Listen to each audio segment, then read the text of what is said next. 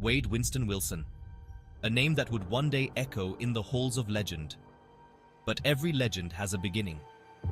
Wade's story began far from the world of costumed crusaders. He was a soldier, drawn to the thrill of combat.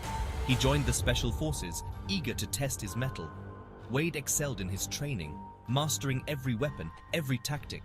His missions took him across the globe. He saw the horrors of war firsthand.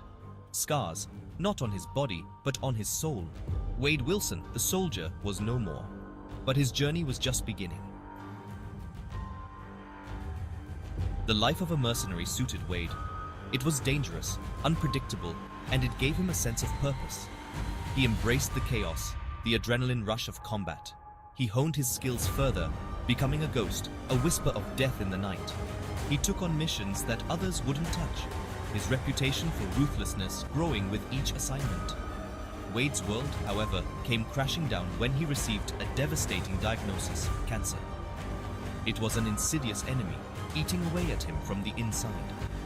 The doctors gave him little hope. Death, it seemed, would claim him not on the battlefield, but in a sterile hospital bed. Desperation gnawed at him. He had stared death in the face countless times, but this felt different. This was a battle he couldn't win, not with bullets and blades. Just when all hope seemed lost, a lifeline appeared, a whisper of a chance in the form of a shadowy organization known as Weapon X. They promised a cure, a way to cheat death, but their methods were shrouded in secrecy, their motives unclear. Wade, with nothing left to lose, decided to gamble with his life. He entered the Weapon X facility, unaware of the horrors that awaited him. The Weapon X program was a breeding ground for nightmares. Hidden deep underground, its sterile corridors echoed with the screams of failed experiments. Wade became a lab rat, poked, prodded, and pumped full of experimental concoctions. The pain was unbearable, but he clung to the hope of survival.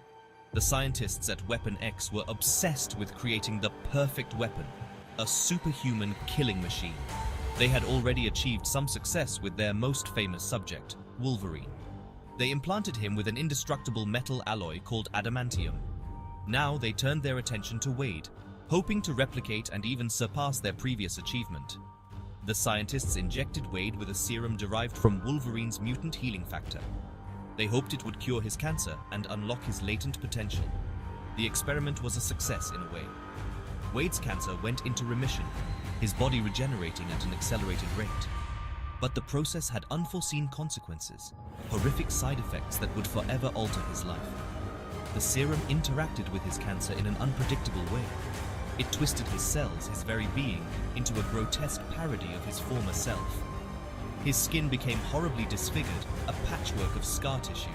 His mind, once sharp and focused, became fragmented, lost in a labyrinth of madness. He was a monster. Deadpool was born when he embraced the madness caused by all of the experiments. Wade's transformation broke something within him. He was no longer the soldier, the mercenary, the man he once was. He was something else, something other. The pain, the madness, it threatened to consume him. But amidst the chaos, a spark of defiance ignited. He would not be defined by his pain, by his creators. He would forge a new identity, one that embraced the absurdity of his existence. He escaped the Weapon X facility, leaving a trail of blood and chaos in his wake. He donned a costume, a symbol of his newfound freedom, his twisted rebirth. He became Deadpool, a mercenary who had cheated death, a jester who laughed in the face of despair. The world became his stage.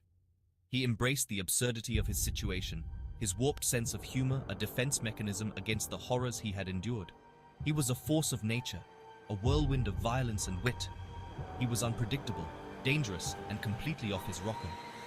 And beneath the mask, the scars, the madness, there was still a flicker of the man he once was, a flicker of Wade Wilson, fighting to be heard. Left on.